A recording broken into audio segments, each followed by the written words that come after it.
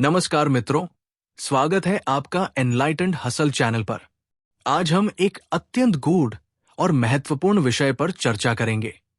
इस वीडियो में हम जानेंगे कि कर्म क्या है, इसके कितने प्रकार होते हैं, प्रारब्ध क्या है, ये कैसे बनता है और क्या प्रारब्ध को मिटाया जा सकता है।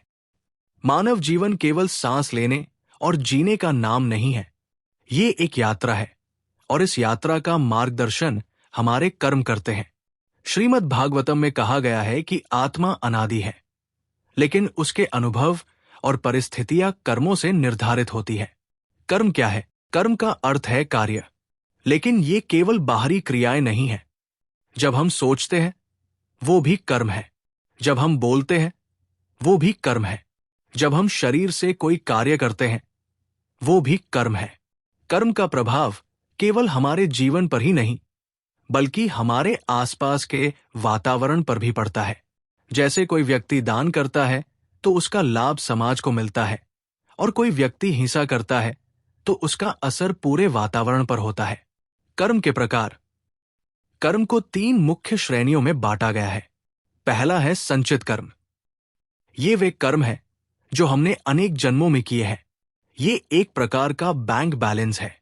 जैसे बैंक में जमा धन भविष्य में उपयोग होता है, वैसे ही संचित कर्म भविष्य में फल देने के लिए तैयार रहते हैं।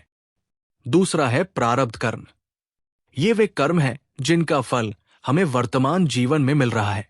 हमारे जन्म का स्थान, परिवार, स्वास्थ्य, रूप रंग, परिस्थितियां, ये सब प्रारब्ध कर्म का परिणाम है। उदाहरण के लिए, कोई व्यक्ति जन्म से ही संगीत में निपुण होता है, जबकि कोई अन्य कठिन परिश्रम के बाद भी उतना सफल नहीं हो पाता। ये प्रारब्ध का प्रभाव है। और तीसरा है क्रियमान कर्म। ये वे कर्म हैं जो हम अभी कर रहे हैं। यही भविष्य के संचित और प्रारब्ध कर्मों को जन्म देंगे। जैसे किसान अभी बीज बोता है तो भविष्य में फसल उसी बीज से उगेगी। अब हम जानेंगे कि प्रारब्ध क्या है और कैसे बनता है।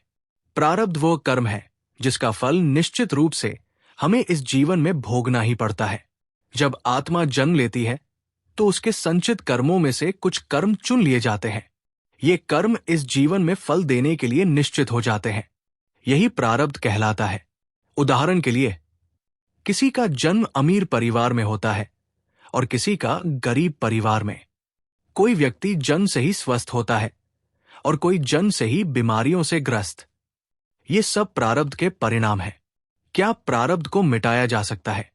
प्रारब्ध को पूरी तरह मिटाना कठिन है, क्योंकि ये पहले से निश्चित हो चुका है। लेकिन इसके प्रभाव को कम किया जा सकता है भक्ति के द्वारा। ईश्वर की शरण में जाने से दुख हल्के हो जाते हैं। सत्संग के द्वारा, संतों और ज्ञानीजनों के साथ रहने से मन की शांति बढ़ती है। सत्कर्म के द्वारा, अच्छे कार्य करने से भविष्य के संचित और क्रियमान कर्म श्रेष्ठ बनते हैं। जैसे तेज धूप में बादल थोड़ी राहत देते हैं, वैसे ही ईश्वर की कृपा से प्रारब्ध के दुख कम हो सकते हैं। कर्म ही जीवन की दिशा तय करता है। संचित कर्म भविष्य को बनाते हैं, क्रियमान कर्म वर्तमान को आकार देते हैं। प्रारब्ध कर्म वर्तमान जीवन की परिस्थितियों को निर्धारित करते हैं।